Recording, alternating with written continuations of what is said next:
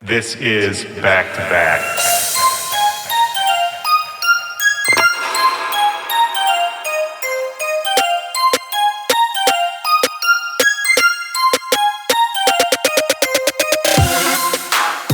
Yo, what's up, back-to-backers? This is Willy Joy. Welcome to the show. This is Back to Back. This is my podcast. How's everybody doing? You doing good? I know it's been kind of a chaotic time for a lot of people. My life has been a little upside down the last couple weeks. This is the first time I'm recording in a brand new room.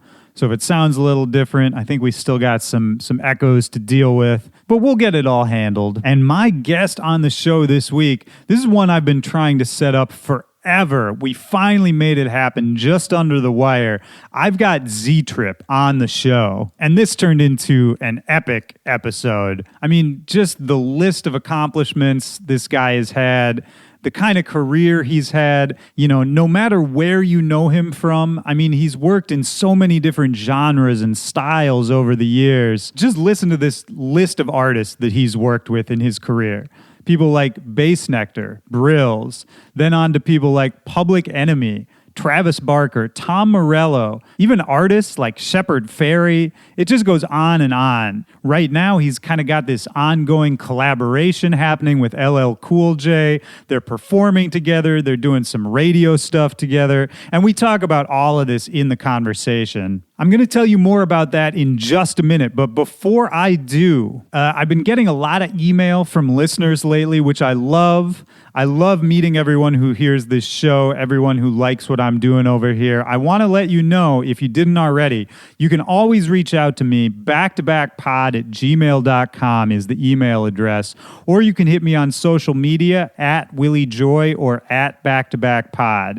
And you can send me whatever you want, questions, concerns, thoughts about the show, future guests you'd like to see. If you're an artist, if you do something creative, send me your work. Whatever it is, the best part of doing this show for me is connecting with everyone out there. So definitely make sure to hit me up. And if you really like what I'm doing here at Back to Back, if you enjoy this show, the best way you can support us is just by spreading the word. Word of mouth is how this show grows. It's the support of listeners just like you, the community, the amazing community that's come up around this show. That's what really keeps me going. So if you have a friend who just loves music the way you do, or if I've interviewed an artist that someone would love, just let them know. Or, you could put up a tweet or a post saying, hey, I like this show, check it out. And anytime I see that, I'm always going to repost your content. I'm going to respond to it. I love interacting with you guys. And you can do the same, even if it's just as simple as just reposting something I put up. All of that really helps. I do see everything, and I love seeing all the support that the community's been putting up lately. In return, other than just the show itself, I also make a playlist every single week on Spotify called the Back to Bangers playlist. That's going to be linked to in the description of this episode. And you can go there to hear music we talk about from the show, new music from my guests and from myself, other songs I'm feeling, and just other things that I feel like fit in the context of everything we're talking about here. Basically, if you're a listener of this show, I'm only going to put music in there that I think is going to bring some value to your life, or just something I think is a banger. Either way, it's a good mix of music, a good mix of styles, keeps you on your toes. And who else does that? My guest this week, Z-Trip. Bam, great transition. All right, so look, I met up with Z-Trip at his house, at his studio, really next to his house. Amazing place. I ended up hanging out basically all day with him. We were going back and forth. We were playing stuff for each other. He made me coffee. Later on, we were sipping on some scotch. It was just an all-around great day. And then we sat down and we talked for a long time. This was such a good conversation, and I really didn't edit it very heavily either, because I think he's the kind of guy you just want to hear his whole story. You're going to hear us talk about a lot of what he's done. Things like playing Bonnaroo, Coachella, EDC, Shambhala, et cetera, et cetera. It goes on and on. He's played shows with people like Linkin Park, even the Rolling Stones. He's performed on the Grammys. He's remixed everybody under the sun. And that's kind of just what I love about Z-Trip is that he's just a chameleon of styles and interests and influences. And even to this day, you can still see him just so interested in new sounds, new styles, and just progression in music. He's always trying to push it forward. And like I said, after we stopped recording, we were playing each other a lot of our new music, a lot of our new projects, and Z-Trip has some crazy shit on the way. And just like the rest of his career, it's unpredictable, it's fresh, it's really exciting. You got to keep up with him.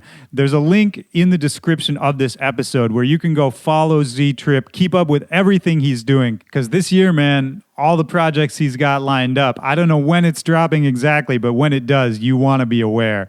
And if you want a story of a true original who really did blaze his own path, that's what you're about to get. So let's get into it right now. This is me and Z-Trip back to back. Let's go.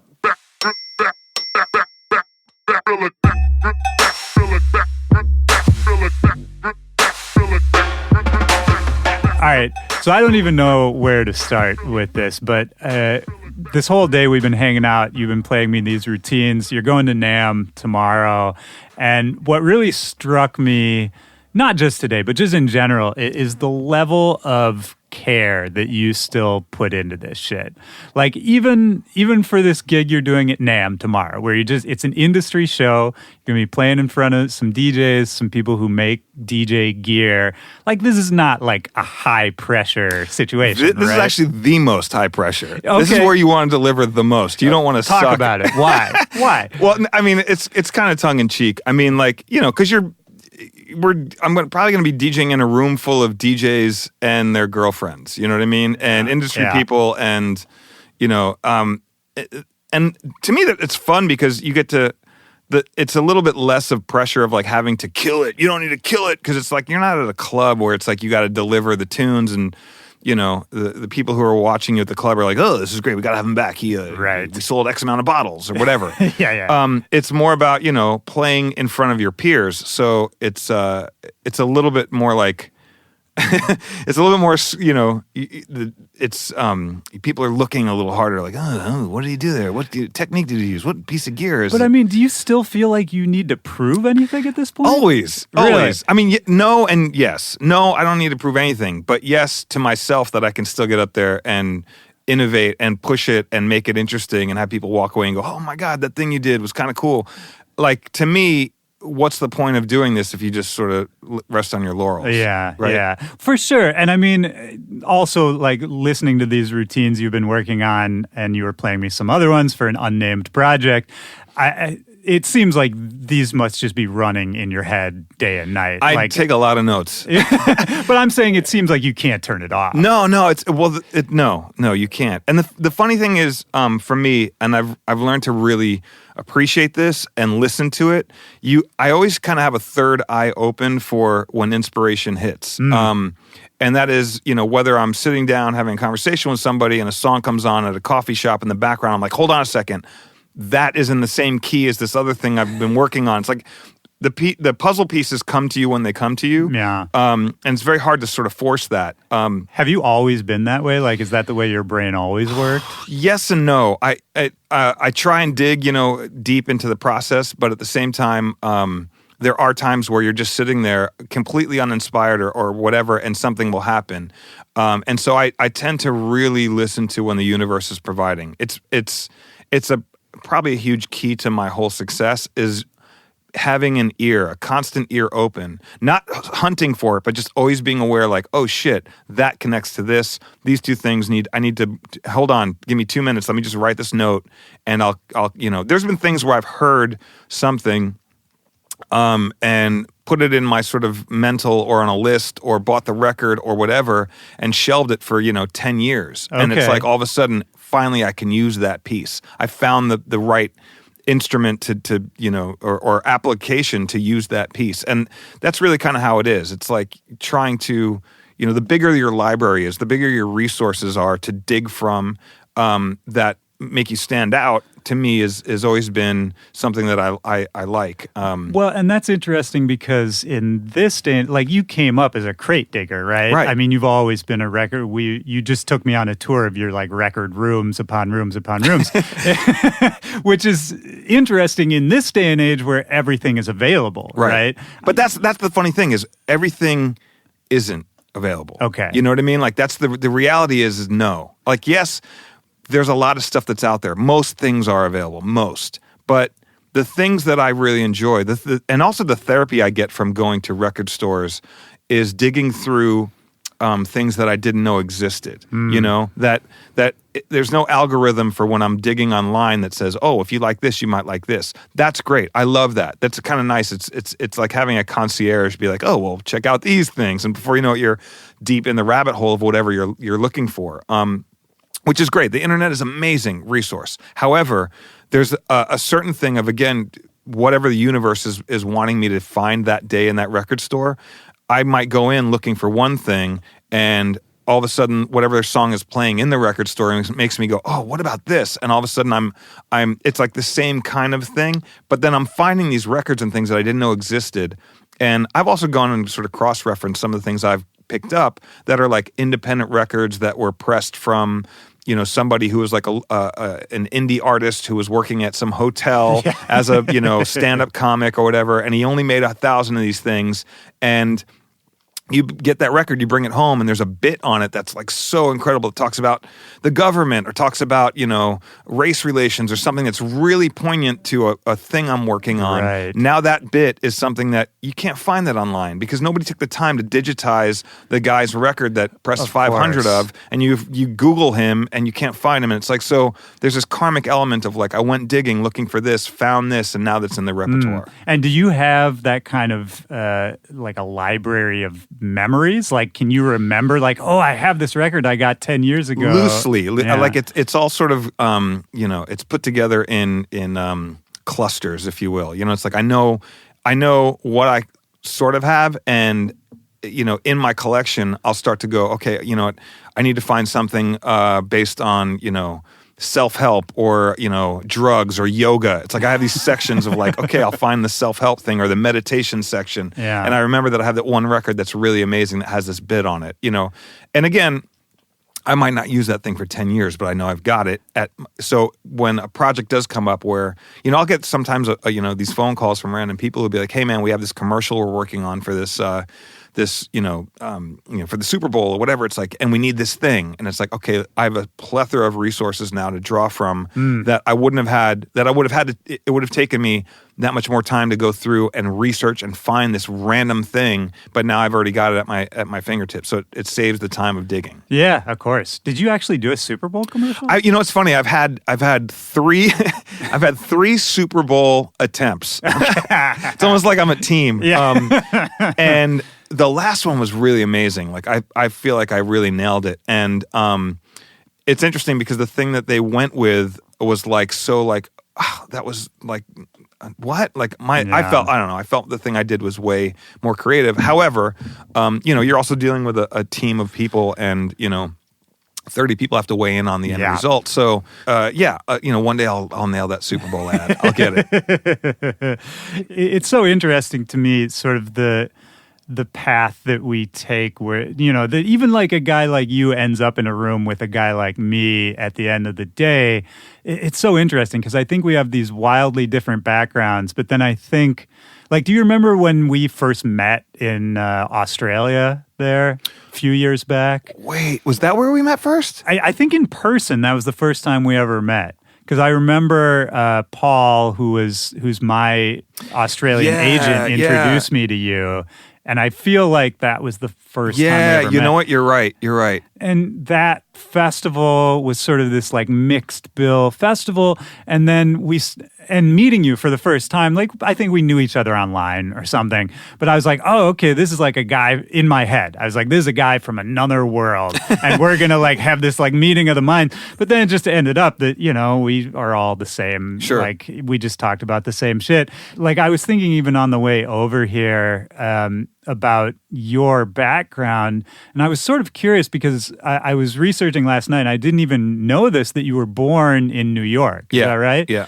And how long did you live there until you moved away? Well, it's interesting. I was there till I was 7. Then the family moved on our way to California, and we ended up staying in Phoenix and ended up putting root down in Phoenix. So Phoenix became second home. However, my parents got a divorce and my dad moved back to New York. So then I sort of had this straddled stance of Arizona and New York. So I would go back and see my dad, and I would listen to all the radio stations and get inspired by all this hip hop music that I was hearing, and these DJs, Red Alert, Mr. Magic, Marley Marl, WBLS, Kiss FM. And like what age for you is Well, this? that was like early teens. So, you know, I was hearing all this music, and I didn't know where to find this stuff. So I'd go and I'd buy all these records in New York, go to the record store and play them the cassette that I recorded from the mix show that night and be like, what is this? They'd be like, oh, that's EPMD.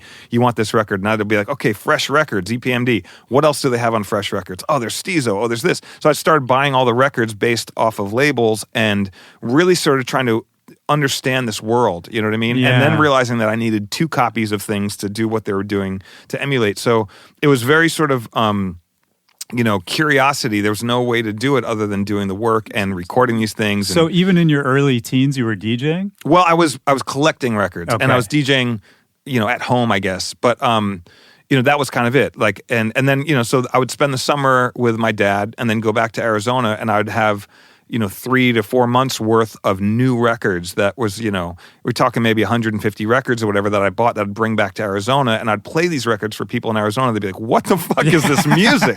Well, that's actually interesting, right? Because at a certain point, especially like, the birth of hip hop in New York, it wasn't everywhere, right? Right. Like it felt like you had to be in a specific place. Yeah, it was right? very regional. Like this music, think about it. Like these people were pressing up these records on their own. Major labels weren't really fucking with hip hop, like, to the degree they ultimately later did. But, you would have these regional records. And same thing with like Miami. I was really into Miami bass because the DJs were scratching really fast over these electro beats and things, and it was like, this is a whole different sound. So I'd have to find these records, but everyone was pressing that stuff up, so it was really hard to find these records just out in the wild. You couldn't just go to a record store in Arizona and find a new 2 Live Crew record because it just didn't exist, or Luke Skywalker records or whatever. It's like it was super hard. So I was trying my hardest to find this stuff. Meanwhile, I was meeting other people who were into it,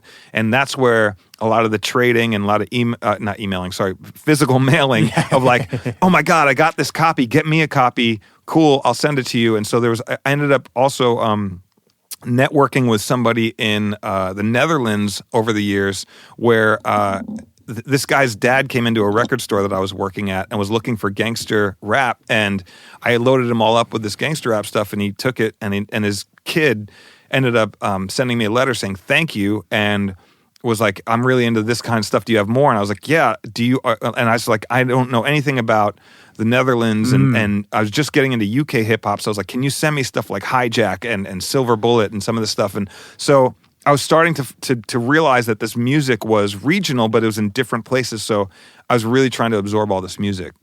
That's interesting. It's kind of crazy. It was all done, again, back in the day, you had to physically get the copy in your hands to be able to use it. So Right. And there were limited numbers of those copies. So right? hard to find this stuff. But that was the thing I think that separated me from most people at the time is I was really into finding the source and being able to play it at places where people were like, what the hell is this? You know what I mean? I remember playing, Netherlands hip hop in Arizona for people. How did that go over? They didn't know what the fuck that was going on. But they were also like, what is this? And Right. that was the whole thing of like trying to introduce, there was the basics. You would play all the hip hop records that everybody knew and all the breaks that everybody knew. But I've always been a fan of trying to put something else into the mix that at least makes you think that's not supposed to be here, and or I've never heard it before, but it works. What the fuck is that? That's sort of like been my game plan from this jump. So that was a question of mine is, did you always have that instinct? Like even when you were just super young, like just starting to get into records, did you just not have that genre filter in your head? Yeah, I didn't. My brother, was into rock music.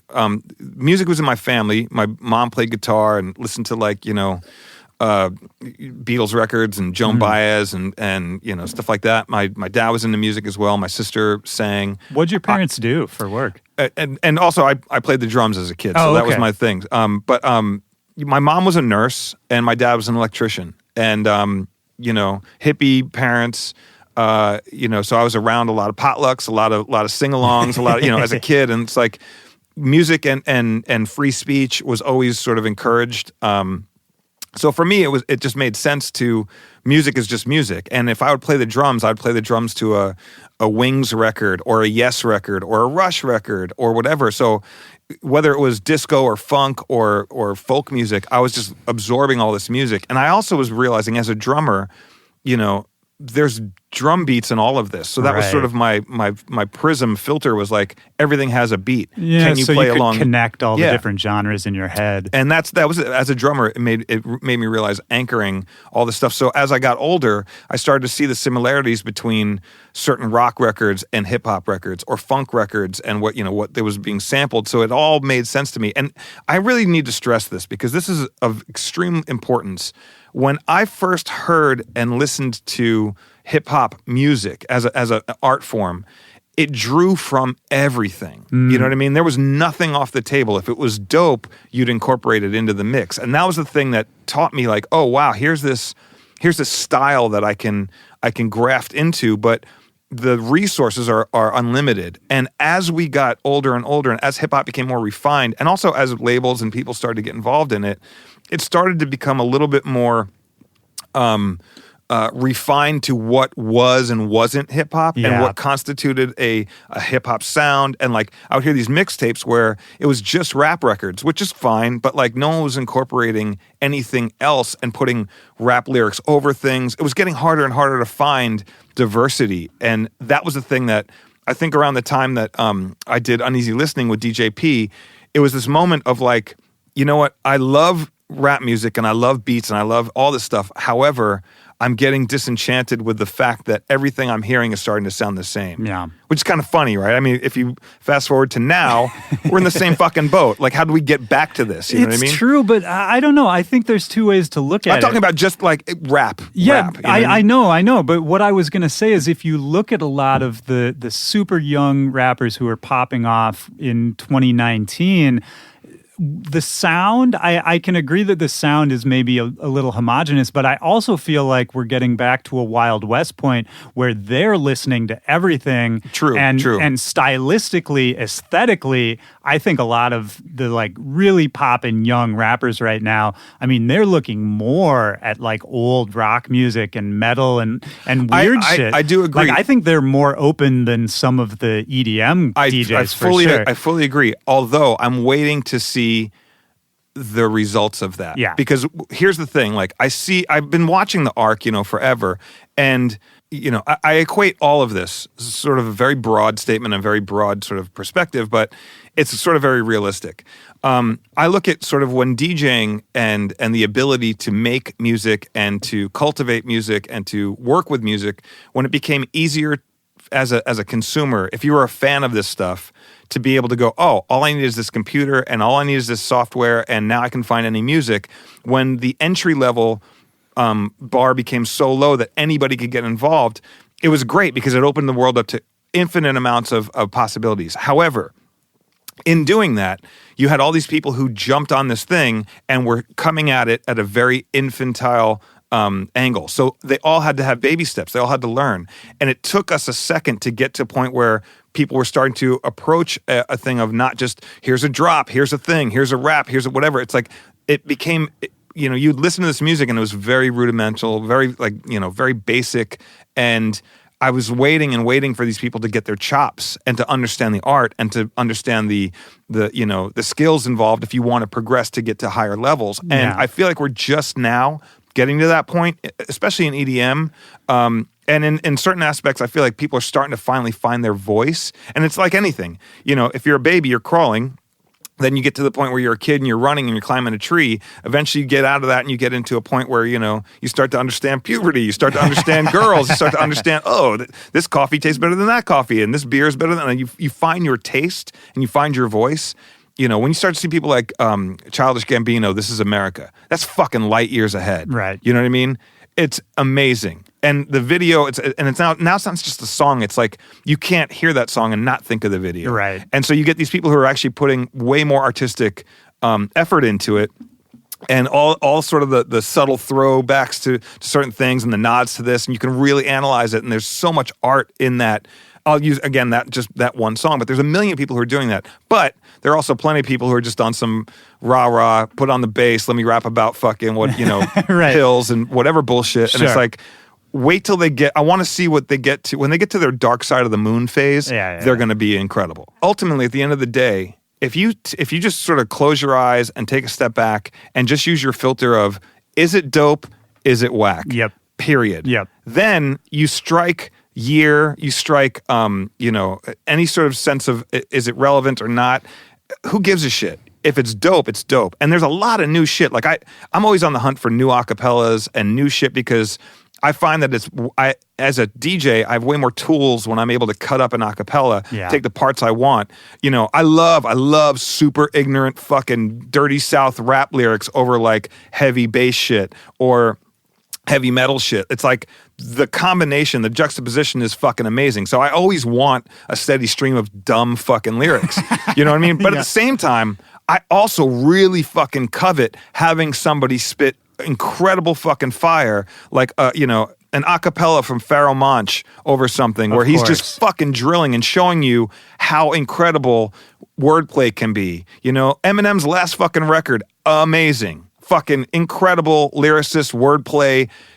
And to me, having that still be put on a pedestal. Yeah. I like to showcase that stuff a little bit more than the ignorant shit because ignorant shit is like you can find kind of anywhere, but the craft is really getting harder and harder to find because most people aren't making those records because it kind of falls on deaf ears. If you are going to a club and you're, 5 beers in and maybe you're fucking popped a pill or whatever the fuck your medicine of choice is, and you go in, you're not really trying to hear somebody fucking drill into the, it'd be like hearing a fucking DJ go up there and scratch incredible for 3 minutes.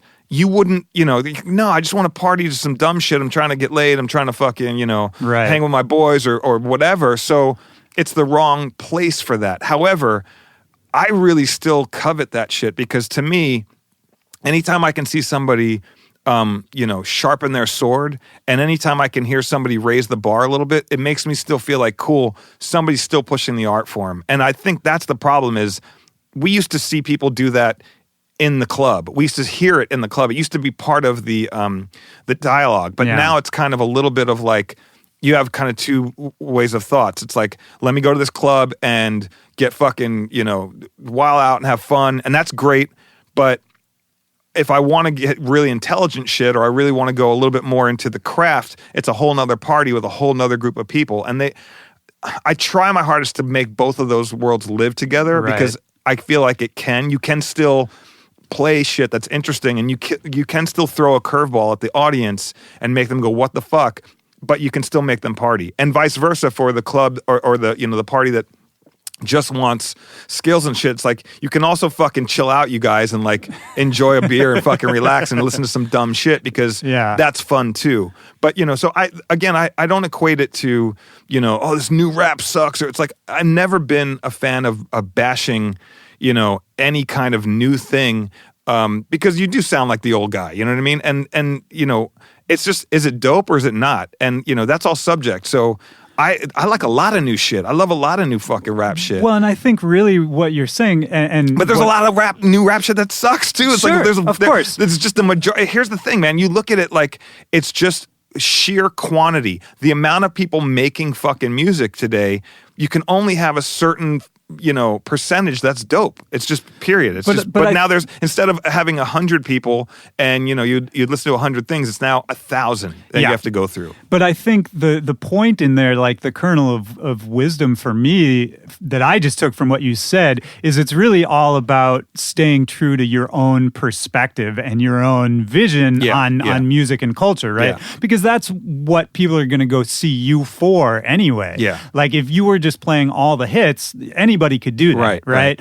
And alternatively, if you were just playing, old, dusty, rare records, anybody can do that too. But it's really your perspective. It's exactly what you just said. What you think is dope, it's your cross-section of culture. Right. That's what people are going to go to you for. And I think for any artist worth their shit, like, hopefully that's why people come to see me, is because, they like my perspective on what I think is dope. Like at the end of the day, that's what a DJ is supposed to do. The key is to having the balance right, because you don't want to play strictly for yourself, but you also don't want to play strictly for them. Right. My rule is always like, one for me, two for them. You know what I mean? That's always been kind of my rule of playing, because then I stay engaged and interested, and I'm also giving them something new that they might, or I'm taking a chance. But at the same time, like, I'm also giving them what they want.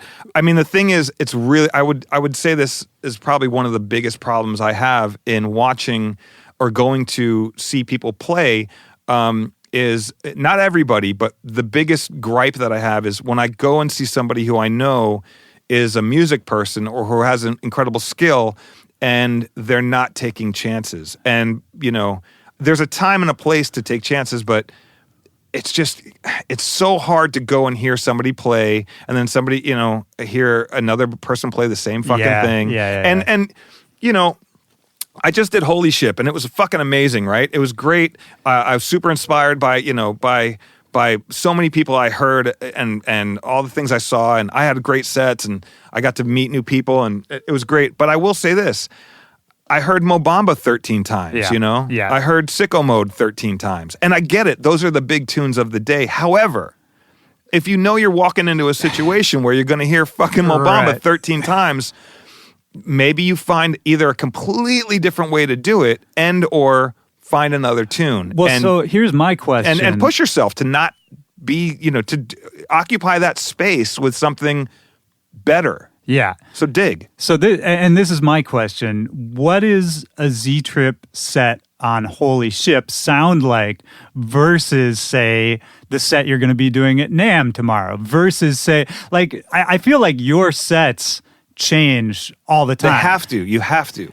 You have to keep pushing and digging, and but not everybody does that. I mean, I think that is something. But I think I just want to point this out. I think it's something that makes what you do different from what a lot of people do. Is, to me, every time I've seen you, you've played almost 100% a different set than the last time I've seen you. There's certain staples that always stay. Certain things you want to incorporate, or bits that are new routines or classics or whatever. But I try my hardest to keep it evolving or go into it with a sense of not knowing, because that to me. So what were you doing on Holy Ship? Just for an example, like, I'm curious what you would play to that crowd. Well, it's here's the thing. Like, I had an hour set, so I was on the deck, and I came in with some bass heavy shit. You get all the the head nodders rocking with me and understand. Okay, this guy's got a taste of what we like. But then I'll dip into some hip hop shit, and then I fuck with some drum and bass shit. I went into some house for a hot second,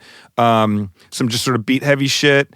Did a little scratch showcase kind of bit here and there. But like, the thing is, it's also I go into it trying to hit like 4 or 5 different things in an hour, which becomes really difficult to try and string them together. But I figure out a way to make it work where it feels seamless and feels like it's breathing. So you're not just getting an hour of 70 beats per minute head nod drops. You know what I mean? And that's cool. Like, I don't knock anybody who does that. But for me, I try my hardest to sort of bounce around and to play different styles, because I'm also looking at, there's a lot of me reading what has already been played here, what's been played out, what's rinsed out, if I be like, okay, I'm going to come in and do this, and the last 3 guys or whoever, or girls, whoever were up there running that sound, it's like, well, that's going to fall on deaf ears. So it's Yeah. not going to have as much impact of this. So it's like, how the fuck do I get to house? Nobody's fucked with house yet. So let me get up here to these upper tempos and fuck with this a little bit. And that's another big key, man. I mean, for any young DJs listening there, if you can figure out what everybody else isn't providing, I mean, that's one of the biggest keys. That's the fucking whole point, is like, why would you want to sound like everybody else? Why would you want to blend in? Like, here's the thing. I always use because it's tempting, right? Well, That's well, why it's you easy. would do it, because it's tempting, because it'll get the reaction. Of course.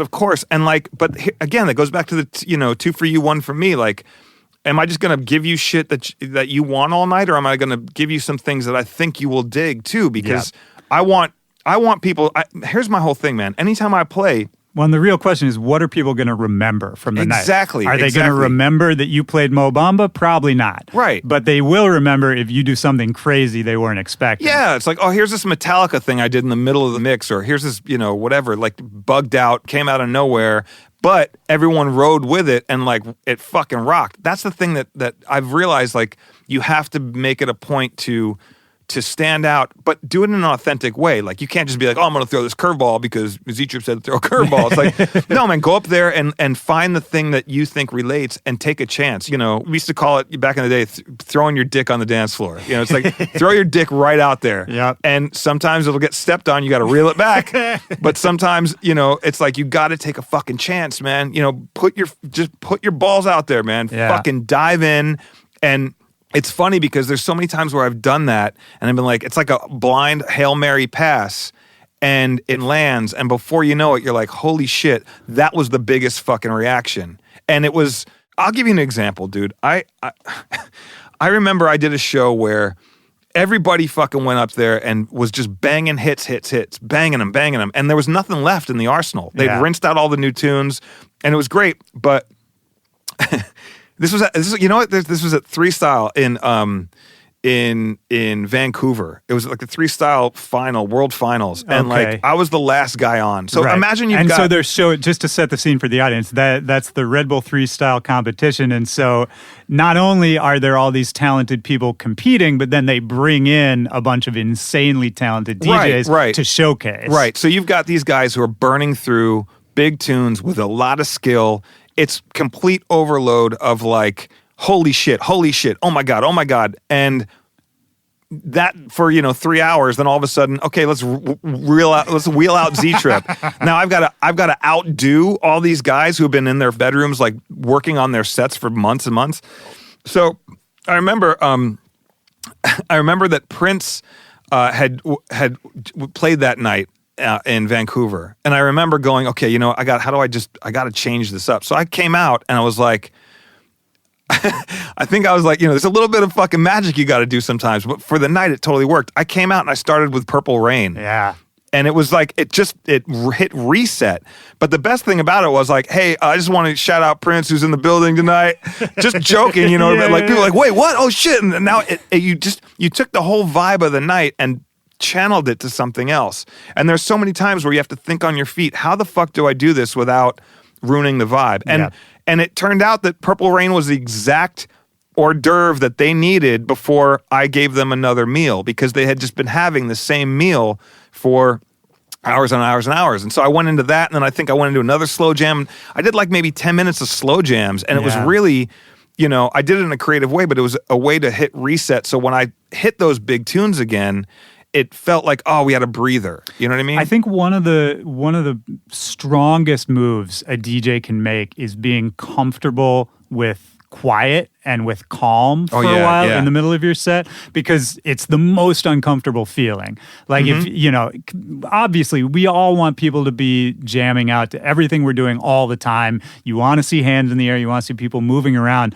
But if you can be comfortable to take like a 5-minute break, not silence, obviously, but just like to chill it out and have people just sort of staring at you. And then if you're able to bring it back after that, the energy can go so much higher. Dude, the whole thing for I wish me, more people did that. Well, here, think about this, man. Let's analyze it a little bit. Think of a waveform, it goes up, then it goes down, then goes back up again, goes back down. That's how a set should ebb and flow. Yeah. If you jump on and you stay at 100 for an hour, good. killer, awesome. Maybe that's what the crowd wanted. Maybe I'm completely fucking batshit crazy for saying this, but a real set that goes up and down and has the ability to peak and then dip down and then peak again gives the audience the ability to have that moment of breathing and have that moment of pulling the rubber band back before you shoot it off again. And I feel like you talk about silence. Silence is the biggest thing. I study all sorts of people, Dr. Dre is somebody who I remember said this, and I think other jazz people have said this as well. It's the space between the notes that counts. Yeah. And that's so crucial, because when you take a song, you make a song, you put so much shit in it, that's great, but sometimes the best part is the release where it just gives it a minute to breathe. And I mean, that's why, in EDM, think of how many times, like, the setup for the drop works because there's space between drops, and you need that shit. So it's the same thing of silence.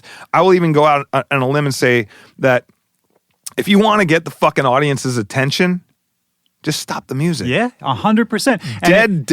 Dead air in a situation where it's unexpected is the biggest get everyone's attention moment. Of course. Well, and even, to bring it back to what you were saying earlier about just doing something different, I think in dance music, electronic music right now, a lot of the sets are just, build up, drop, and you do it over and over and over. And there's nothing wrong with that, but if you want to stand out, make it a little, put some peaks and valleys, and that'll be the set that people are like, oh, that was different from all the other sets. It goes back to the arc of adolescence. You know what I mean? Yeah. You emulate, you learn how to do the thing, you learn how to make your money, you learn how to play the game, and then you get to a point where it's like, okay, now I'm kind of repeating, and now I'm not innovating, now I'm not pushing. How do I push myself? What do I do? For me, that involves musically trying to go all over the place, trying different genres, getting proficient in different genres.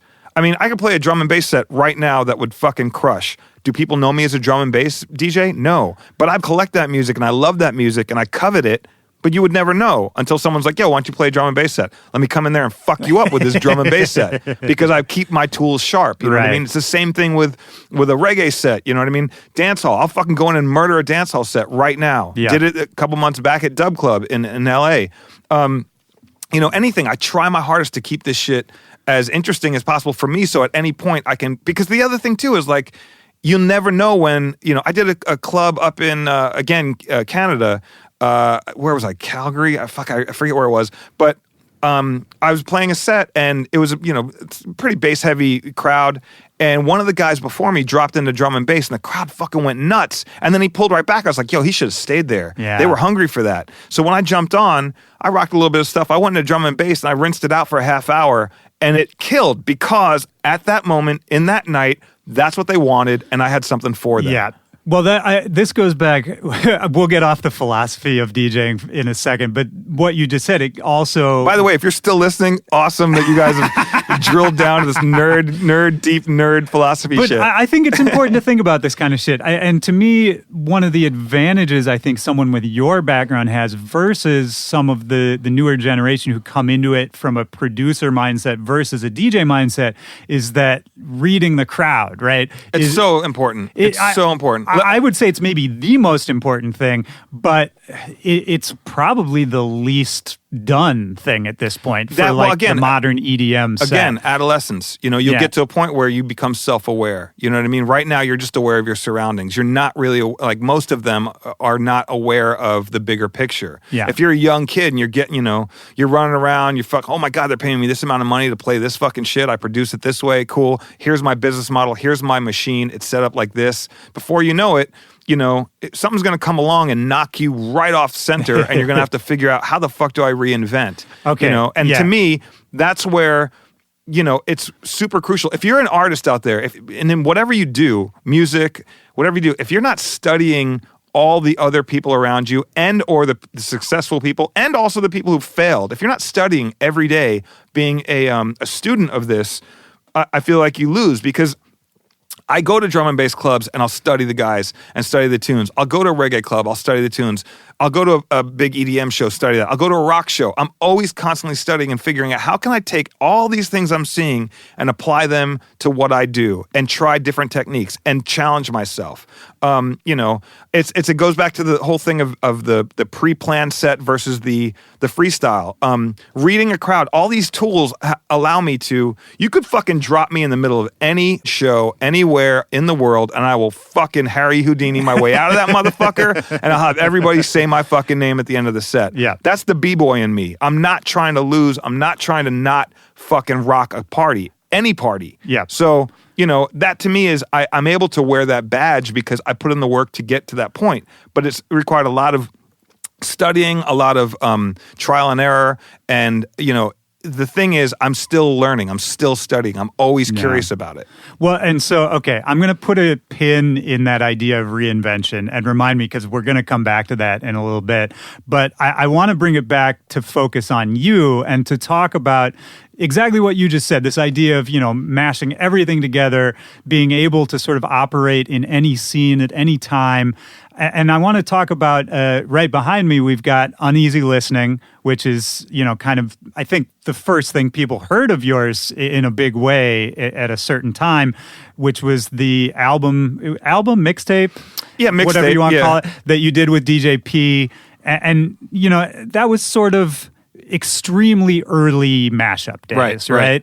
And I want to make a point that at the time, what we're talking about right now, putting everything together, mixing all these styles, which is common now, that was not common back then, right? And so I'm curious, how does that album come about, and what's the reception to you even mixing all this stuff, all these disparate genres together, back when there was no roadmap for that, and it probably a lot of people were just confused by that? Like, how does that come about? Well, again, it goes back to sort of the roots of what hip hop is to me, which is incorporating everything and grabbing from all styles. You had these guys who were sampling, Kraftwerk. You know what I mean? A German electro group, and all of a sudden that became a backbone to Planet Rock or a million of the Miami bass records, this sound, or even house records and in Chicago and Detroit, techno, what I mean? Like, these guys that was something. So it's like, okay, there's that. James Brown, you got the funk. Okay, here's these rock records, AC/DC records or whatever. Aerosmith, Walk This Way, whatever. All these styles were things that were grafted into hip hop. So for me, the blueprint was always take from anything and make it dope and figure out how to incorporate it to sound current and interesting now. So that was always the blueprint for how I DJ. No record is off the table.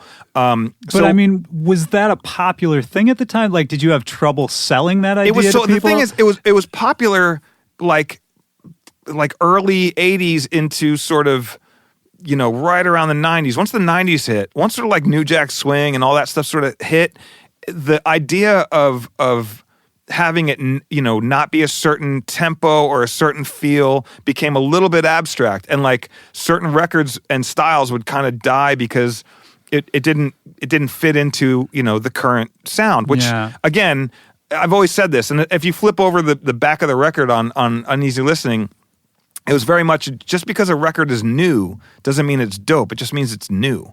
And that to me was sort of a thing where I was realizing a lot of people were just playing new music to sound new and to blend into now. And I fucking hate the fact that just because it's new, it's getting shine. Yeah. It's like, I want good to get shine. It can be new and good, but I just want it to be good. So I realized, like, okay, let me take the ethics and the sort of the backbone of what I learned in hip hop, which is draw from everything and make it dope, and put it into a mix. But let me actually let me do the opposite and take out everything that is known and understood. At the time, it was like, you play these records, you scratch them up this way, and it's this style of music, and maybe you sprinkle in one sample or one oddball thing. I was like, let me do a whole project of just stuff that doesn't fit in. And the thing is, I was sort of working on something like that. I ended up meeting DJ P, found that he was also another DJ who did this. There were a couple of us who were doing it like this. DJ Spinbad was another dude.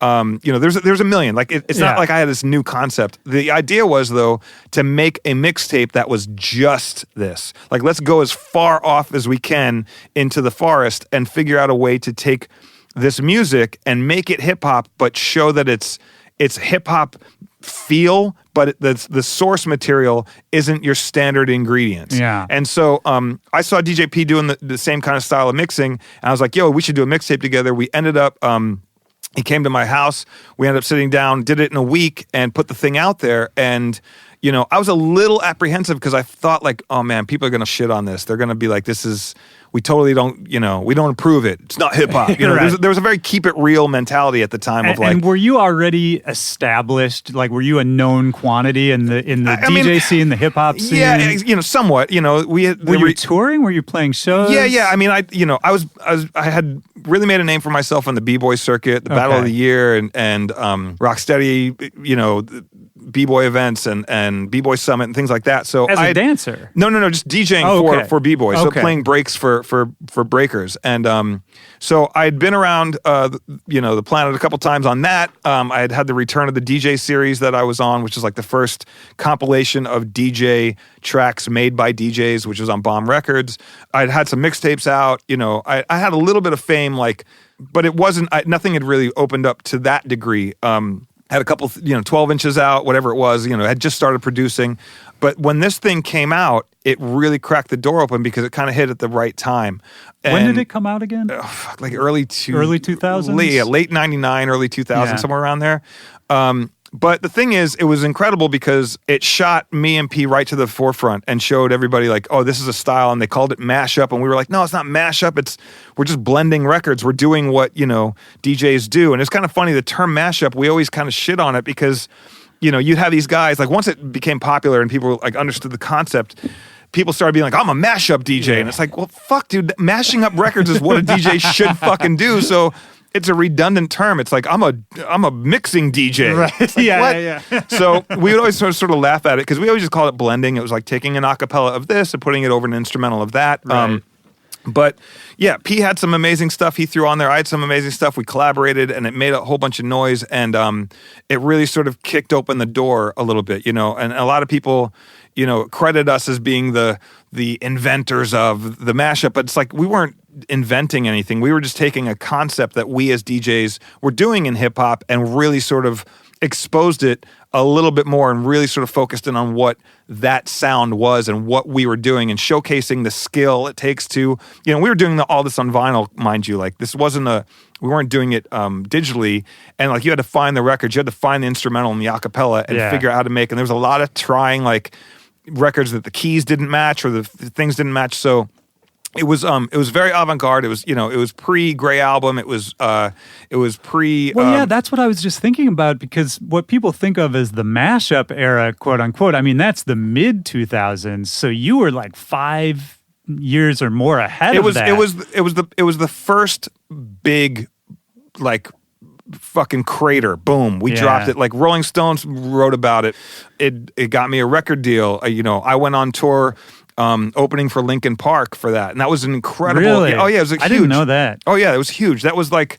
What was that like? Oh, dude, that's a whole... Like, look, I'd met those guys right before they had dropped their first album. And I was going out and opening shows for them, and we were playing, 500,000 person venues, right? Before they were anybody, really. Well, right as that album, the first single started to happen, and I loved that first album. By everybody the way. did. That was huge. Well, here's the thing, like this, this gave me the ability to go out. P went out and opened for 311, like he had a whole bunch of gigs as well. Like we started to get success off of this.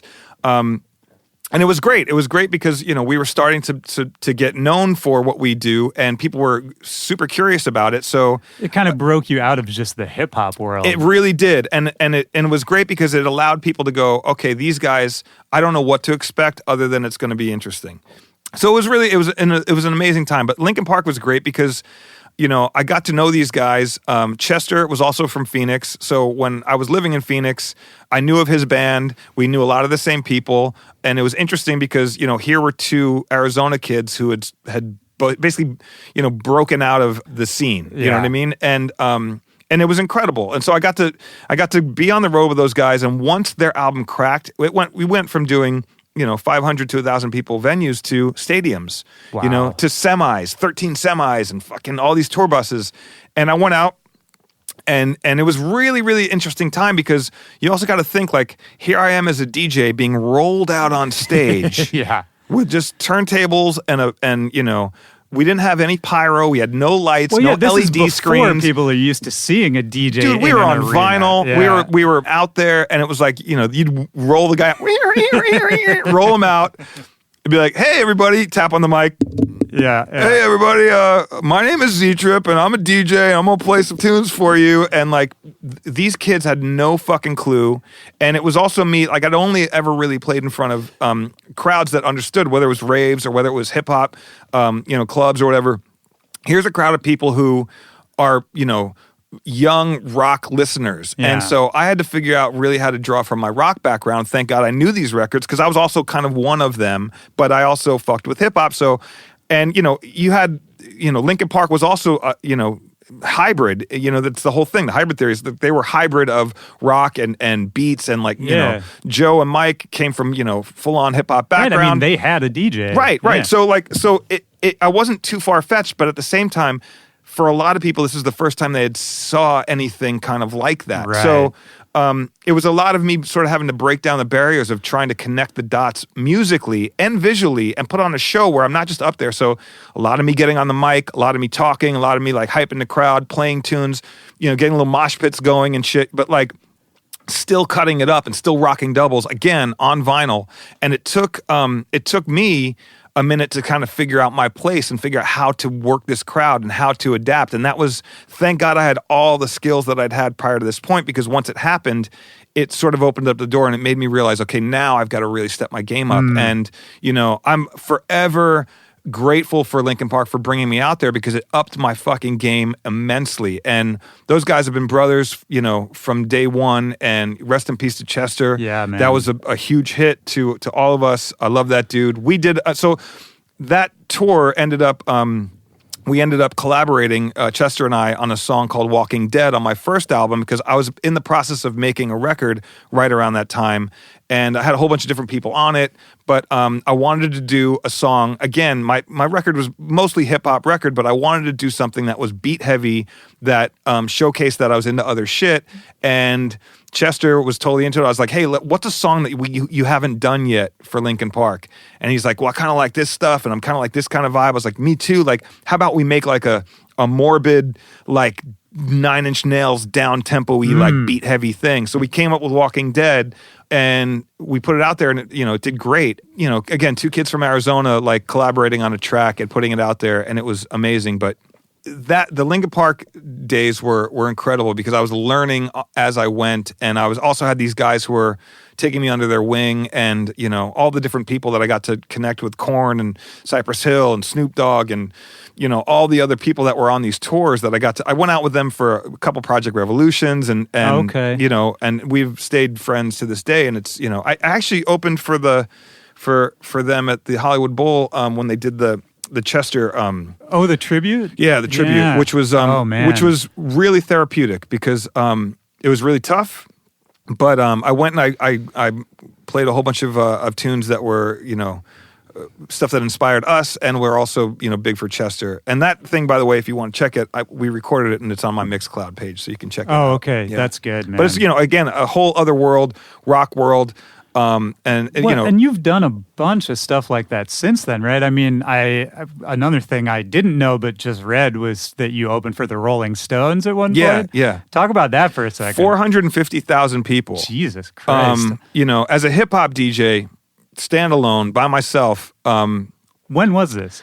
This was I don't know, SARS stock, whenever that was in Toronto. Okay. So we'll figure that out. Yeah, we'll figure it out. Yeah. But again, it was SARS stock, and they put me on at the last minute. I was to play in between the bands, so it was Rush, AC/DC, the Rolling Stones, Justin Timberlake, and a few other people.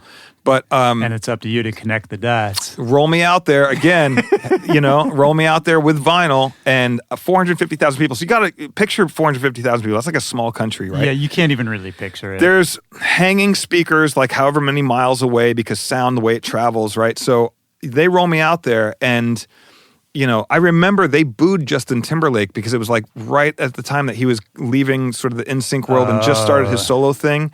And so they weren't having it because it was like a rock crowd. And so it was hostile already. Hostile, and I was like, yo, I got to fucking not fuck this up. So I rolled out there and I started with this Janis Joplin Mercedes-Benz bit that I did with a DJ Shadow record. And they were like, oh shit, okay, like we know that record.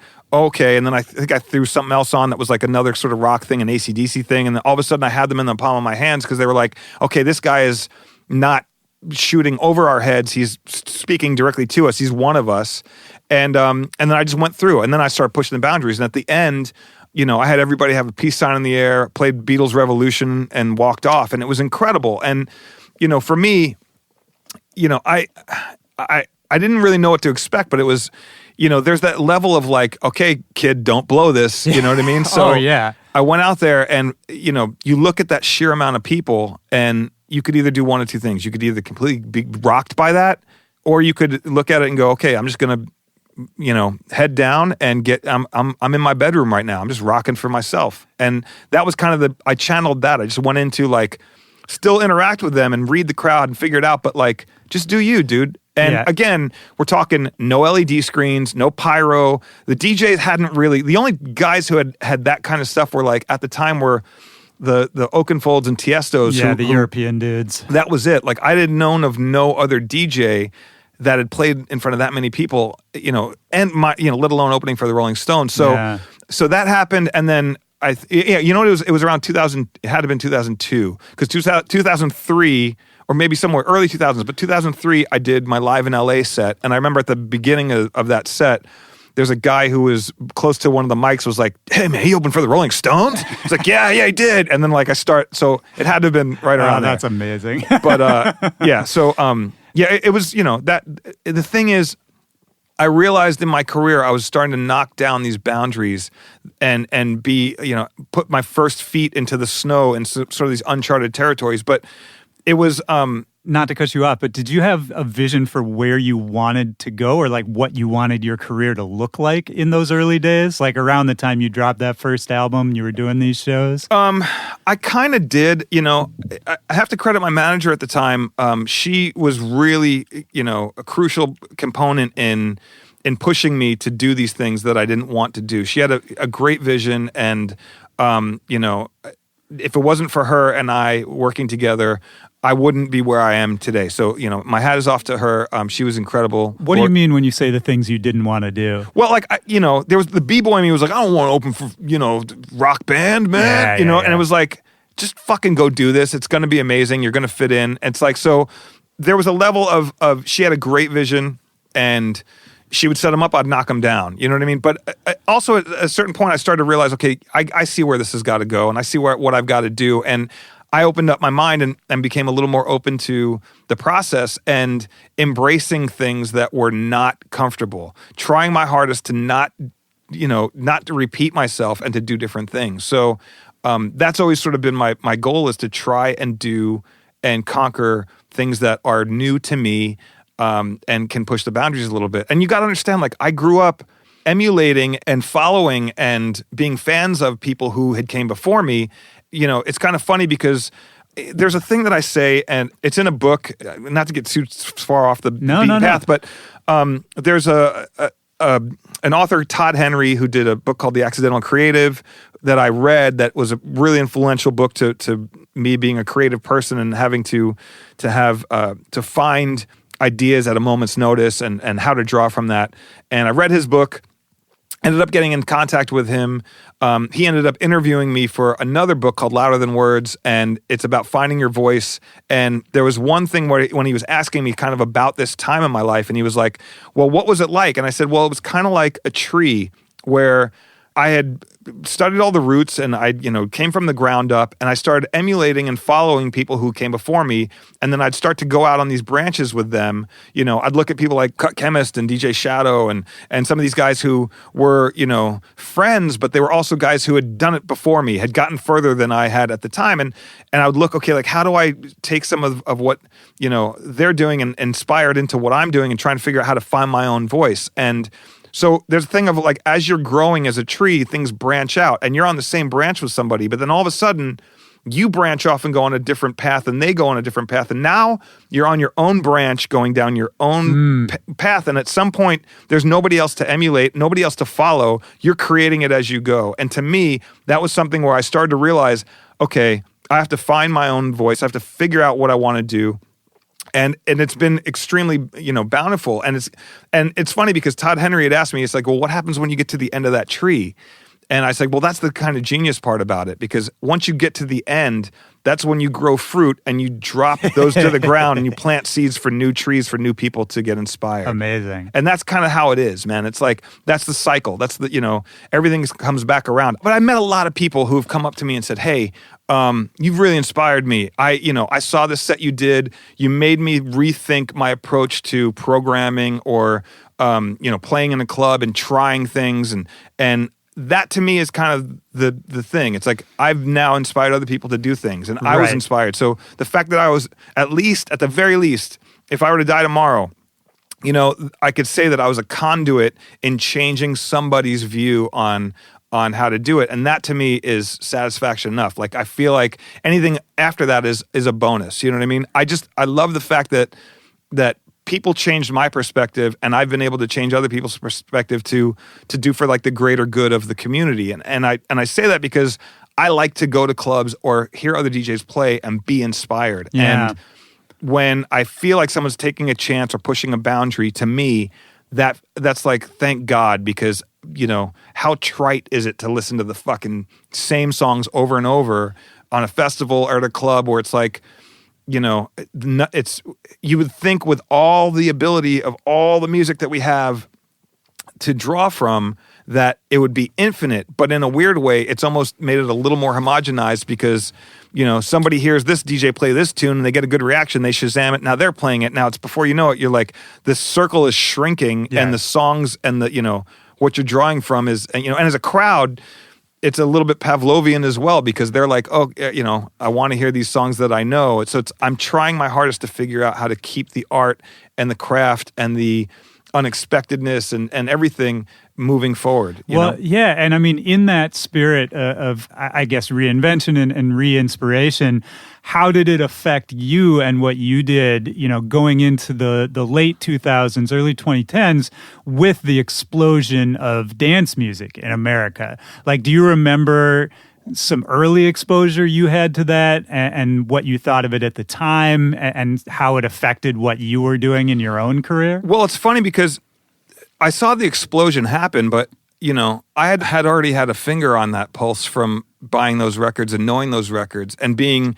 there was EDM before EDM. Oh, you know what I mean? And for most people that don't know that, it's like, yeah, there were plenty of great things. Like if you were listening to Chemical Brothers, Aphex Twin, fucking, Anthony Rother, all these things that were like you know what I mean? Well, and I guess I don't actually know, like, were you into all of that stuff? Yeah, man. Like the like Square Pushers, fucking incredible. Like, I was so inspired by these fucking guys, like, pushing the boundaries then, because you got to understand, I jumped on board with electronic music at Kraftwerk. Okay. You know what I mean? I was like, once I heard people making beats without sampling and the bass, heavy fucking bass, and this weird, I was like, yo, what the fuck is that? So I was always trying to find people who are pushing the boundaries, and that sort of, clearly opened up the door to Detroit techno and that sound, Clear, Cybertron, all these, records that were very based in futuristic sounds, vocoders and fucking weird things. So it's so interesting, man. Just a quick aside, I had Kevin Saunderson on the show,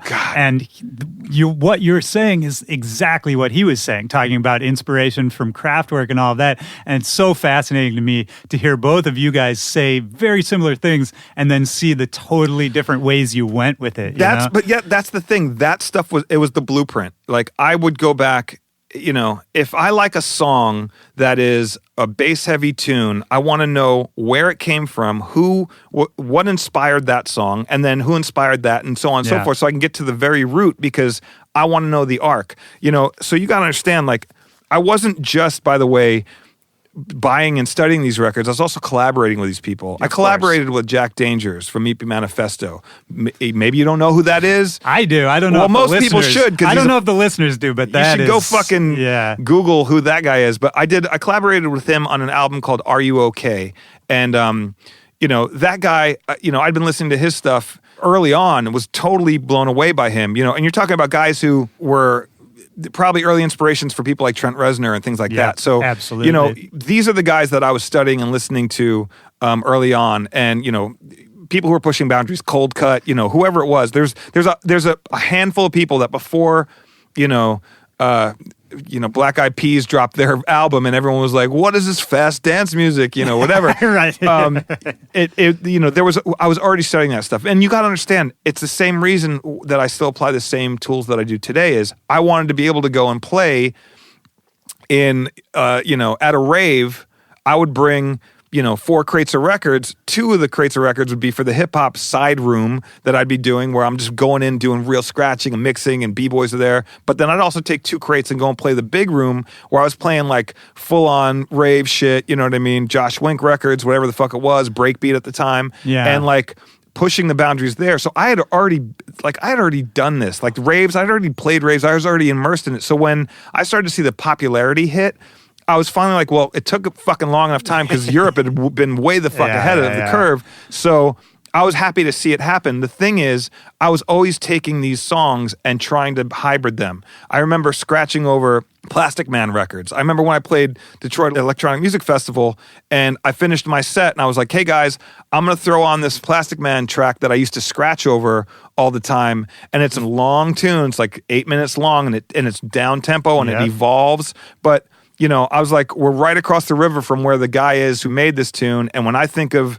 Detroit and I think of techno, I think of this. And I played it. And I remember a girl came up to me afterwards and was like, your whole set was amazing. That was great. But I just want to let you know, I burst into tears when you played that tune, because that was a big tune. And I'm scratching over it. And it was a heavy moment, because I understand where all this stuff comes from, and I studied it all. So that's why, again, I still say you could put me in front of any fucking crowd, and I will pull it out, because I know I've studied the history of all this stuff. Yeah. Well, and I almost just got goosebumps hearing you tell that story about the Plastic Man tune, and that goes back to that idea of being comfortable in silence and in those quiet moments.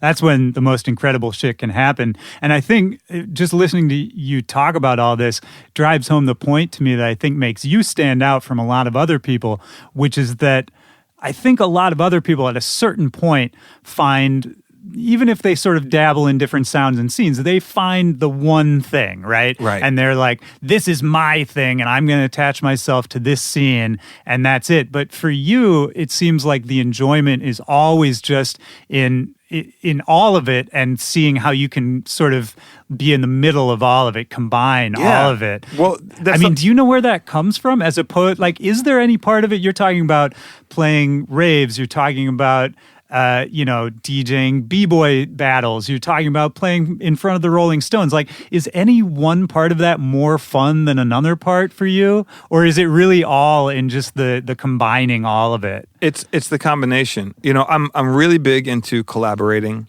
I'm a huge fan of collaborations, because I'm learning from people, and I'm teaching them something, and we're sharing different recipes and different approaches to things. So, whether it's me collaborating with Chuck D from Public Enemy, or me collaborating with Bass Nectar, or, Brills, or whoever, it's like, both of which you've done. I want to make that point. Yeah.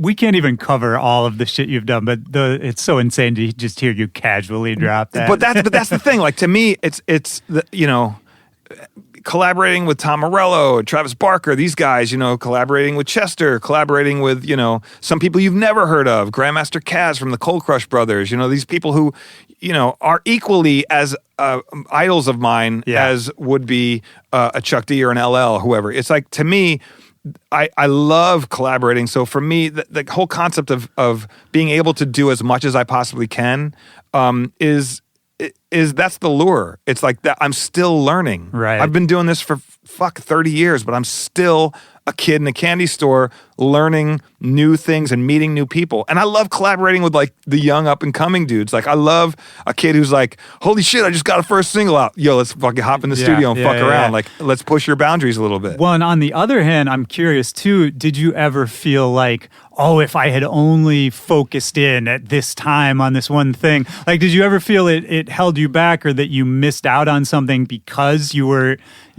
too just like trying to do it all? Yeah, a little bit. There's a sense to me of taking on all the infinite possibilities and pushing myself that I never fully settled down in one scene. I mean, hip hop would be the anchor for sure, right? But I dabble in all scenes, but it's also made me be a little bit of a black sheep. And I will say that, I used to be a little freaked out because I didn't feel like I fit in with any one group of people. Like I would hang out with a turntablist, but I wasn't like a full battle DJ that won awards. So I could never be seen as a contemporary to that degree.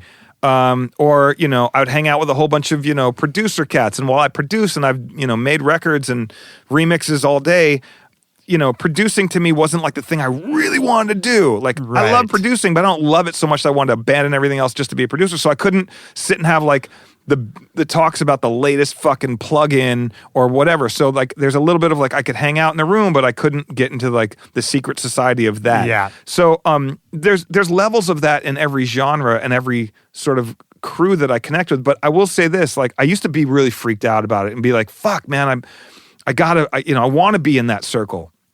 But, the way I look at what I do is I'm really happy that I never did commit to one thing because it's allowed me to be the most diverse, person that I could be within this community. Right. Or communities, I should say. And it's allowed me to stretch my boundaries. It's allowed me to develop a fan base of people who are eclectic, and I've got people who follow me kind of like in a Grateful Dead style, which is they know that what I do is so specific to what I do that if I say, hey, I'm doing a reggae set, anyone who loves my reggae stuff that they hear throughout my sets will be like, fuck, that's my jam. I got to go see him. Yeah. Or, oh, I'm doing this rock thing. Anyone who loves the rock shit is going to be like, yo, you're my guy for rock. I'm going to go see it. And or if I'm just going to play a set, people know that they're going to get a certain level of stuff out of me.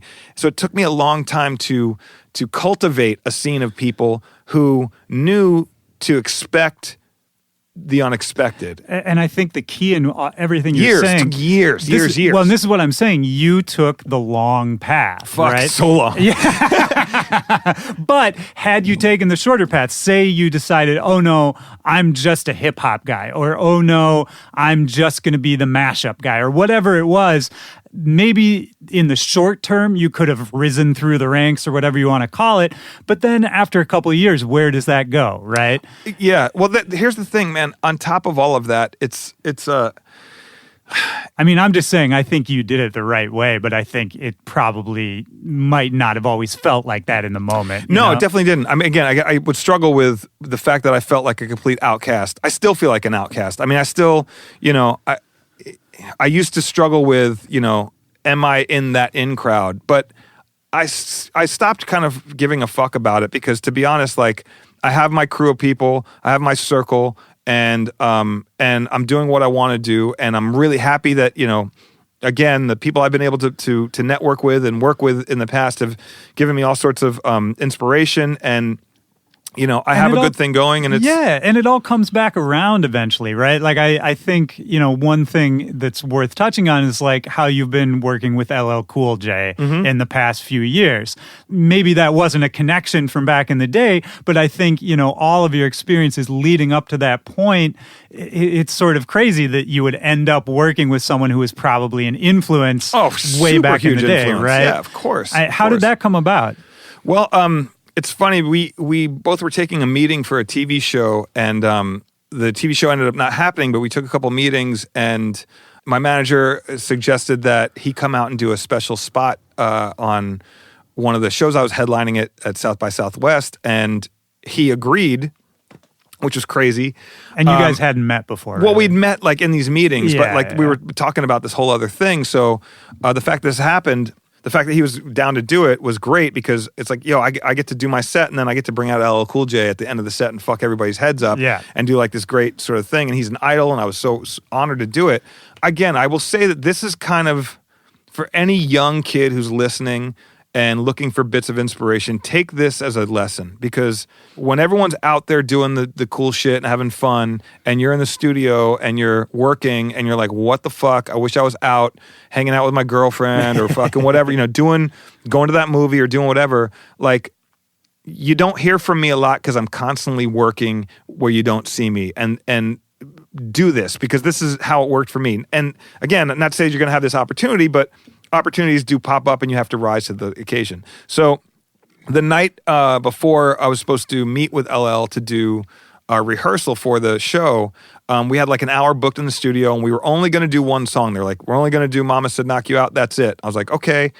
But the night before I was like, well, what happens if, he's feeling it and I'm feeling it and the crowd wants more and we just like, they won't let us off. Like, I got to have something else prepared just in case if we don't use it. And I was like, well, what are 2 other songs we should do? I was like, well, probably I Need Love because it's obviously a huge hit. Yeah. But we need to do Rock the Bells. It's fucking Rock the Bells. Like, that's the quintessential tune. So I knew as a DJ that the Rock the Bells instrumental didn't exist on Wax. And I started looking at old videos of him performing. And I didn't see any performance where he was rapping to the instrumental. He was rapping over his vocal. So it led me to believe that maybe he didn't have an instrumental himself. And so I was like, well, I'm also a purist. Anytime I've worked with whoever it is, Rakim or Chuck D, whoever, I'm notorious for recreating instrumentals or variations of an instrumental just because I, as a fan, want to see the MC, the beat, and the DJ, the raw elements, live. fucking hardcore. So I was like, what is Rock the Bells? And I was like, it's an 808. It's this treble funk sample. It's an AC/DC guitar stab. I'm like, I got all these things. I got an 808.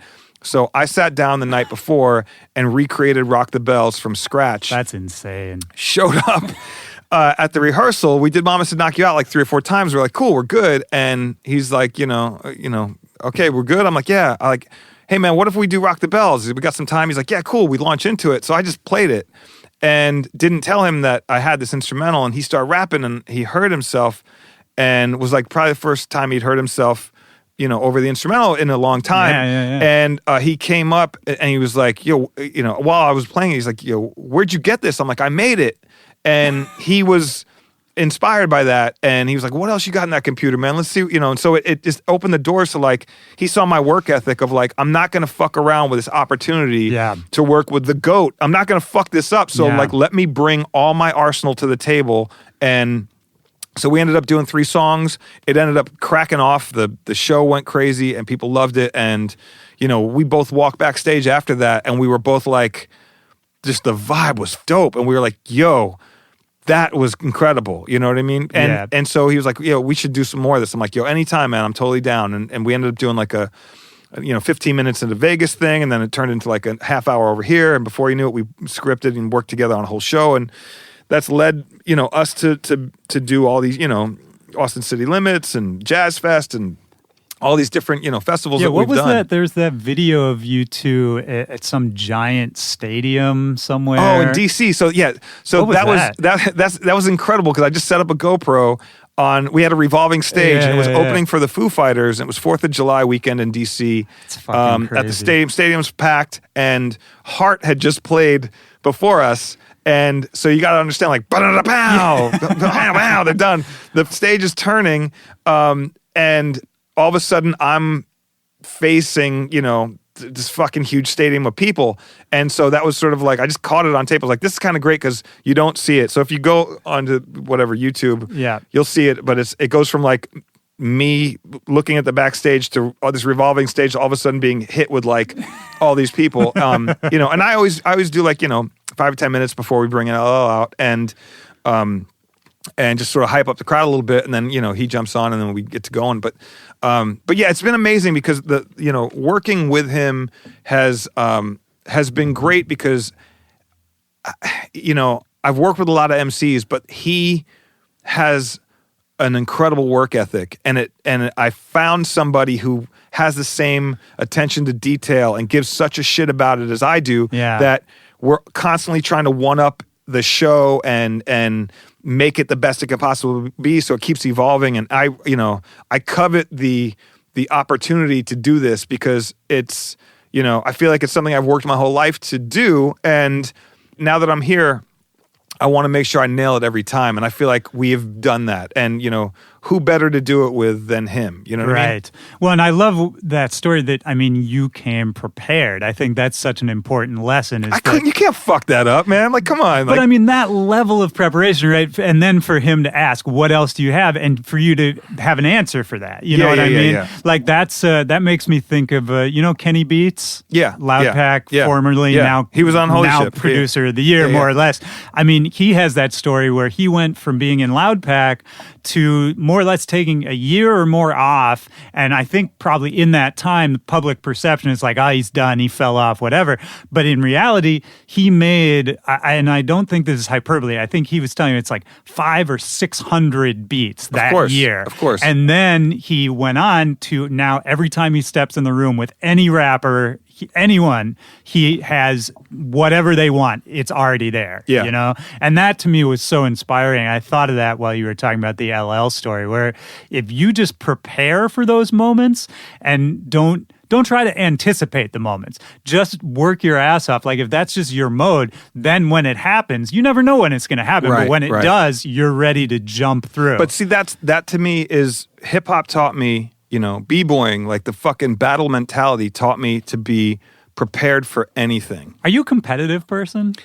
Is it competition? Not necessarily. There's a part of me, the b-boy in me is competitive as fuck. Like, I want to fucking just rip, tear, crush, destroy anything around me just so I can put my flag in the ground and be like, boom, I'm there. Right.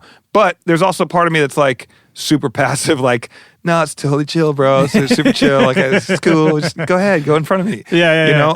But it just depends on how you catch me, and depends on the hippie upbringing. Yeah. Well, it's the balance, man. It's like, I'm not aggro, but I'm also, not lightweight. So it's like, look, you got to be able to show and prove, and you got to be able to back it up. The thing is, again, going back to me and LL, we've got shit in our repertoire that at any point we can fucking go there, and it's like, yo, you know what I mean? Only shit that we've rehearsed, we only know it. You guys, maybe we never ever pull it out. Well, and it's a true collaboration, right? That's why I think it's maybe cooler than a lot of other pairings you might see, where it seems like it's not sort of a victory lap. Like, it's not just like revisiting legacy for either of you guys, right? I think that's a better way of putting it. Yes, because I feel like the thing is, we don't have to do this. You know what I mean? He has success, I have success. We don't have to do this.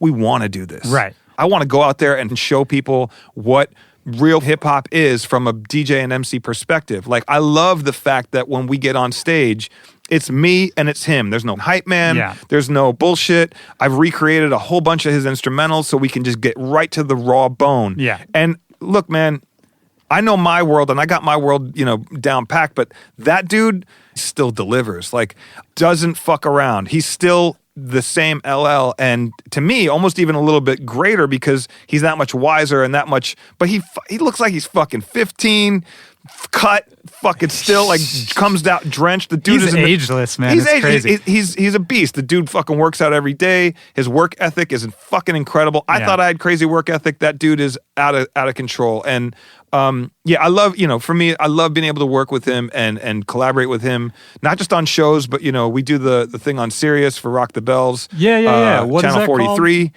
Rock the Bells Radio. It's Channel 43 on Sirius XM, and it's LL Station, and I'm kind of like the right hand man, help out with stuff we do, influence of hip hop, where we interview a whole bunch of different people. It's not just a radio show; it's a whole station. Right.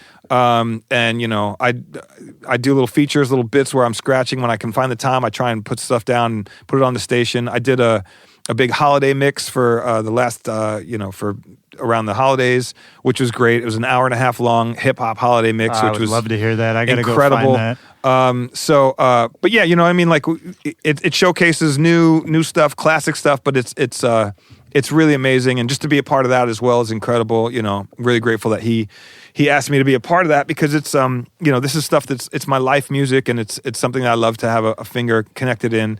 I'm actually going up to after NAMM. I go up and do some more stuff for the station on Saturday. So there's that, getting prepared for that. But it's great, man. It's a great collabo. Well, and that maybe leads me to kind of the last thing I wanted to make sure we touched on, which is where you're at now in 2019. Like, what's happening with Z-Trip? I've gotten to hang out with you a couple times in the last couple months.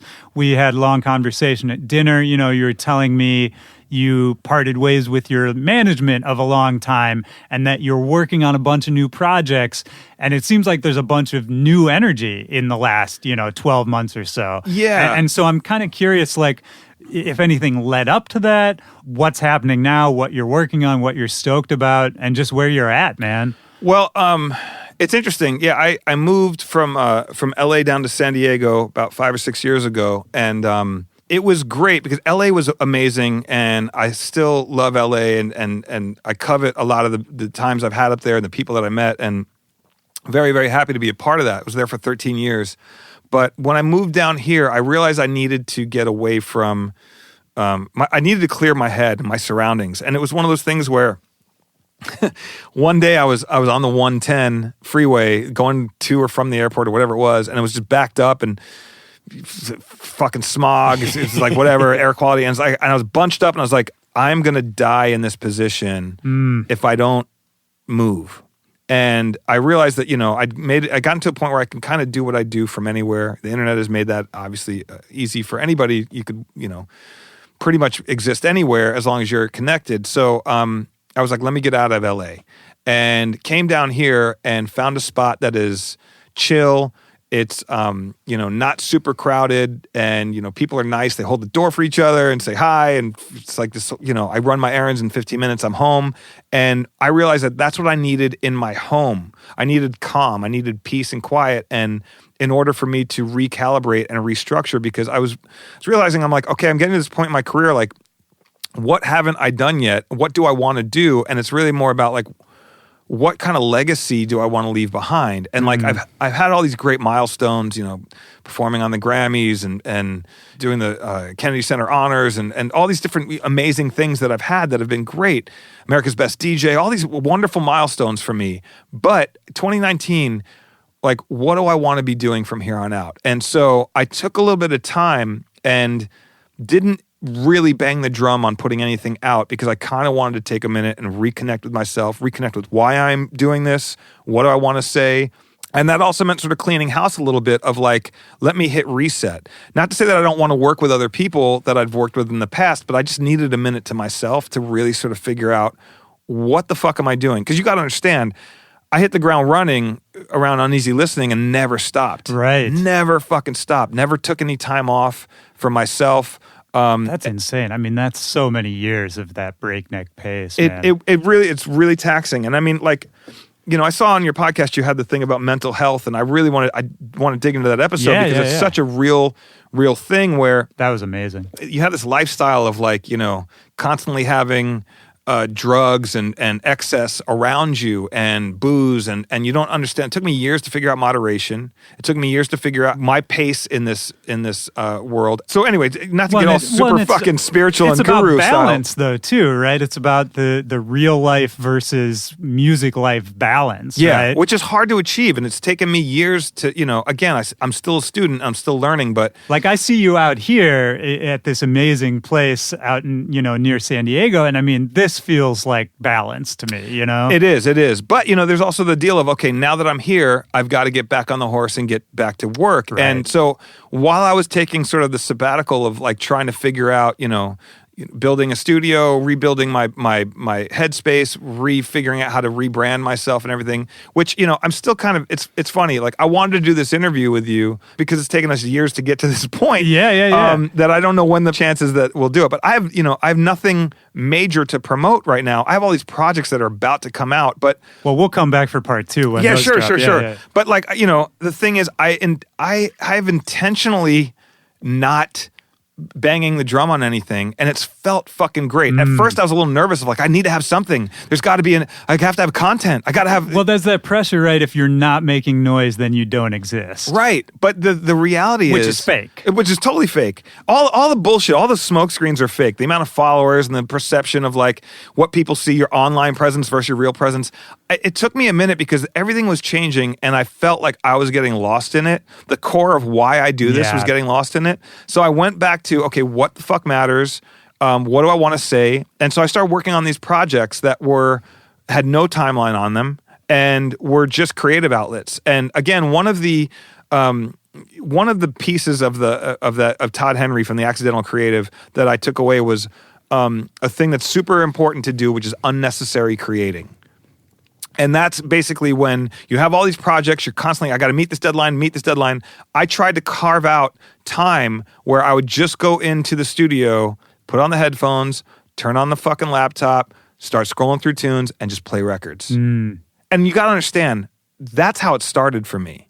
So to go back to the essence of what got me off musically, what the fuck had my head open, what am I trying to say, what's interesting to me, and trying to figure out a way to reconnect with that. Yeah. Because that's what started all this. So, not to say I got away from that, I just feel like I lost the connection to that. Sure. And that to me, it took me a couple years to really, really hone in on it and figure out, okay, what do I want to say and what do I want to do? And, while promoting and promotion is of importance, I'm also, I'm lucky that I've got a fan base of people who support me. I'm lucky that I still, I'm still out there doing gigs. I'm still out there doing shows. The money's good. The shows are great. The reviews are great. You know what I mean? I'm still innovating and pushing boundaries and having fun doing it. But what I really did was I started to cut out the things that didn't matter to me. Yeah. And when you get to a level of success where money isn't necessarily the driving force, or fame isn't the driving force, or likability or likes or whatever, you cut out all the fucking unnecessary. I mean, they're necessary to a degree. Yeah. However, that isn't the reason you're doing something. When it becomes more genuine and it's something you really want to do, I find that that's what connects with people. That's what uneasy listening was. Uneasy listening was I'm fucking tired of the status quo. I'm going to do something. Hope you guys like it. If you do, great. If you don't, could give a shit. Yeah. And that mentality, I think, as a listener, I've always been attracted to people who make music like that. And I always find that I ride with those people a little bit harder because it's coming from a genuine place. And when you take out all the marketing and you take out all the hype and all the bullshit and you're left with the end result and it's real, that's what I think stands the test of time and is timeless. And for me, it's always been about that. I'm trying to achieve that. So I've gotten to this point now where I've, when you're asking like what's coming up, I have 4 or 5 great projects that I've been working on.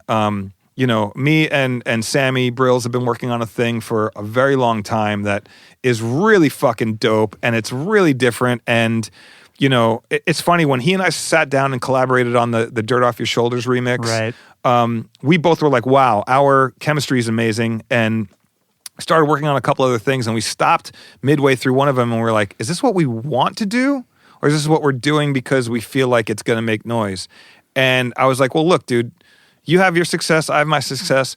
Why do we want to make something that isn't genuine to what we want to do? And once you have that mentality, it changes fucking everything. Because and he's a warrior for that too. Yeah, and it's amazing. But like, to be honest, like, if more artists did that, you'd start to hear a little bit more. And I feel like we're getting to that. Like, I feel like it's a consciousness shift right now where, again, the adolescence thing I was talking about, I feel like we're getting into the college years. For sure. You know what I mean? For and sure. people are starting to find their voice and starting to find what it is that matters and what to say. And you talk about, all these different movements that are happening socially.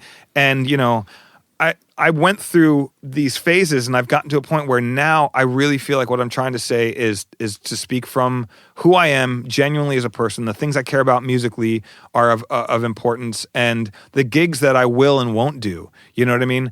I'll do certain gigs for fun. I love playing, bottle service clubs to a degree. I like keeping a toe in that. Yeah. But like, I can't just do that. Like, that's just if that's all I did was like eating cheeseburgers every day. So, I'll go and do a Shambhala Music Festival, which is one of my favorite festivals to do. I'll go and do, an EDC or a Holy Ship or something to get my, fix on the EDM circuit. I'll go and do a B-boy event, like, freestyle sessions or something like that. And it's like, I'm also doing these different things where I did like a silent movie thing, which is a really interesting.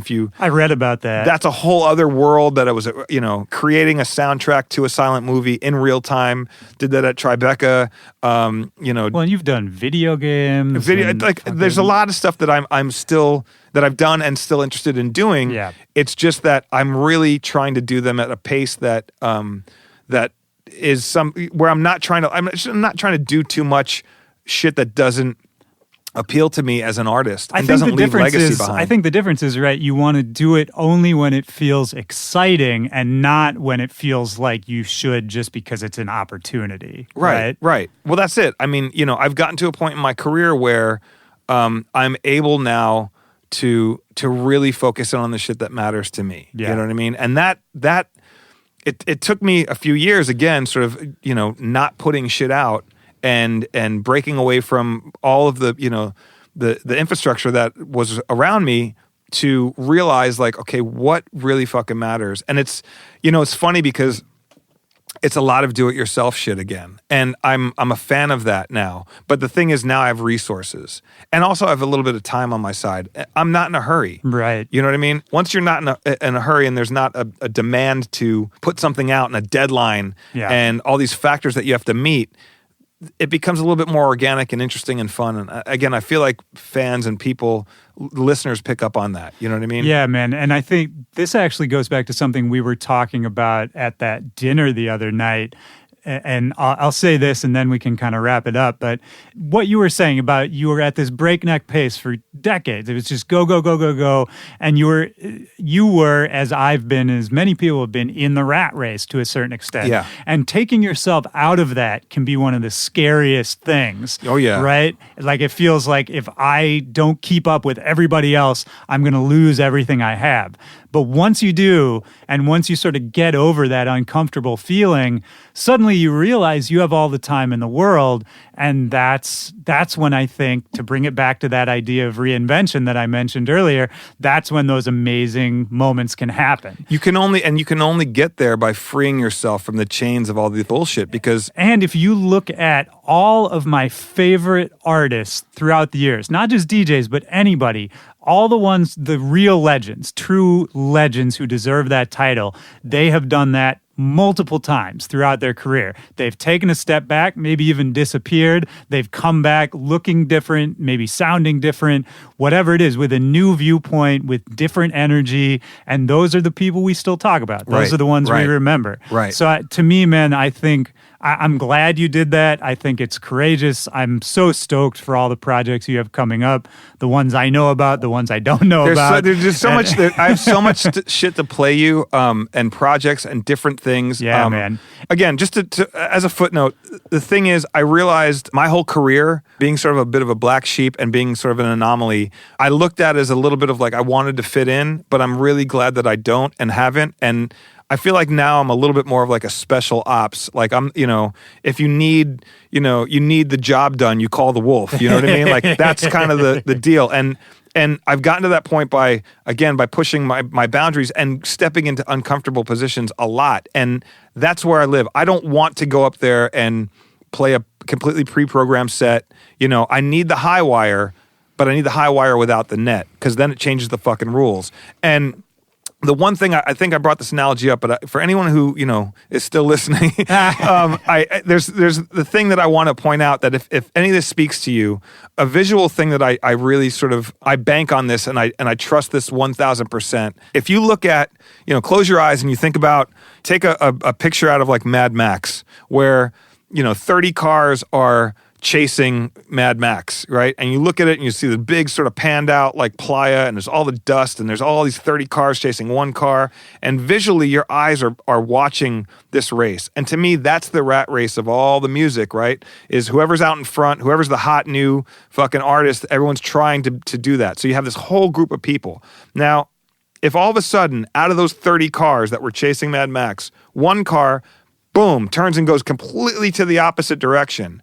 Now, your eyes can't help but follow this thing that's not in place. What the fuck is that thing doing? Why is that going against the grain? Why is that? That's me. That's been my career. That's been my mantra. That's been my focus. I really need to be that car because eventually you get so far ahead or away from everybody that people start to take notice of where the fuck you're going. And all of a sudden, all those cars turn around and now all of a sudden you're Mad Max. You know what I mean? And there's also that point where you have to really figure out, okay, at some point, I need to figure out what the next move is like, maybe I put this car on autopilot, hit eject, and pop out. Now I'm going some whole other direction. Now people are following me over there. You have to keep moving and keep evolving because if not, like, you know, I always look at guys who I think are incredibly talented DJs who, you know, only went after one thing. Yeah. And while they had a great bunch of success at the time, they became part of a time period. It's funny, man. Like people will always be like, oh yeah, the mashup thing. And it's like, you maybe only know me as that, and that's great. Like, if that's the box you put me in and that's where you left me, awesome. Because I'm about to pop up somewhere else where you don't expect it, or you're going to see me somewhere else. To me, it's about pushing it, it's about evolving, and it's about taking a step and not being afraid to push boundaries. And I love and I respect and I shout out all the people that are taking those steps musically because those are the first people I listen to, you know? Those are the first people I gravitate towards because I don't know what the fuck I'm going to get. And you know, as much as there's all the other stuff that you've always heard and all the tried and true, to me, the more avant-garde, the more experimental, the more interesting, the more inspiration I pull from that. Man, I love all of that. And I think you're sort of the embodiment of all of that for me, man. I'm glad we've gotten to connect over the years. You've always been a big inspiration, and this has been great. I'm going to call an audible. I usually ask a question at the end of it, but this feels too good. I just want to end it right here. Unless there's anything else you want to get out there. There's probably like 30 things we didn't talk about. Well, yeah. I mean, we'll definitely come back. But you know what? No, I mean, like, look, this is, to me, man, this puts out the energy I'm trying to put out in 2019. It's just, you know. This just feels good, man. Find your voice, do your thing, and be different, you know. And, you know, hopefully you'll have success with it. It is a long road. And, yeah, I am definitely testament to that. So, you know, I'm glad we pointed that out. Thank you for having me, dude. Like, this has been super fun to chop it up. My pleasure, man. This has been great. All right, peace. Peace.